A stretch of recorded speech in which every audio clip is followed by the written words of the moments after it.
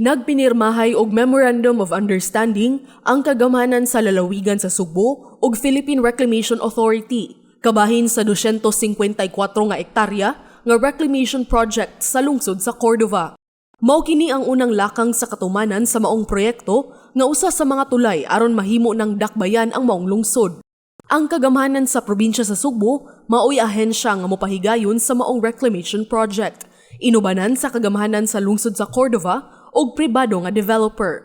Isip unang lakang, mi-apply ang Kapitolyo ngadto sa PRA aron tugutan nga mopahigayon sa maong proyekto. Ubos sa Presidential Decree No. 3-A of 1972, ang nasudnong kagamhanan lang ang makapahigayon og reclamation project.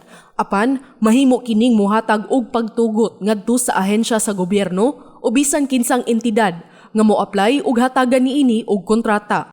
Matod ni PRA General Manager og Chief Executive Officer Attorney Janilo Rubiato, human mi padayag ang Kapitolyo sa tinguha nga mopahigayon sa maong proyekto. Mao na kini ang unang lakang aron matuman ang maong damgo. If you look at the MOU, basic sa na dito is one, the feasibility study, detailed engineering design, area clearance, the environmental compliance certificate. So, these area clearance and environmental compliance certificates need so many studies before you can secure this from the DENR. So with this MOU, the proponent, the province and its joint venture partners will have something to take off from. Naana ni siya. So we will do this because under the MOU we have deadlines.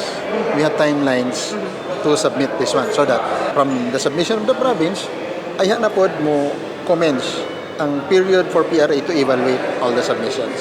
After mag-submit, ma-evaluate na mo, and everything is okay, then we go into the MOA. That is already the contract proper. The contract proper na mao na ni atong sabot. Authorizing the province. Yes, to do the reclamation. Kaniadtong Pebrero, nagpinirmahay og joint venture agreement ang Kapitolyo ug Cordova Shores Development Corporation alang sa maong reclamation project. Ug sa samang buwan, gipahigayon ang labing unang pagbubo sa yuta o ground filling ceremony sa dapit nga himuan og reclamation site didto sa lungsod sa Cordova. Ang maong MOU nagpasabot nga pre-qualified ang Kapitolyo nga mopahigayon sa maong proyekto ug anha na kinisugdan sa higayon nga makumpleto na ang mga papeles nga gipangayo sa PRA sama sa feasibility study ug environmental compliance certificate. Ubos sa MOU, muhatag ang PRA og sumbanan og timeline nga tumanon sa Kapitolyo ug sa Cordova Shores Development Corporation.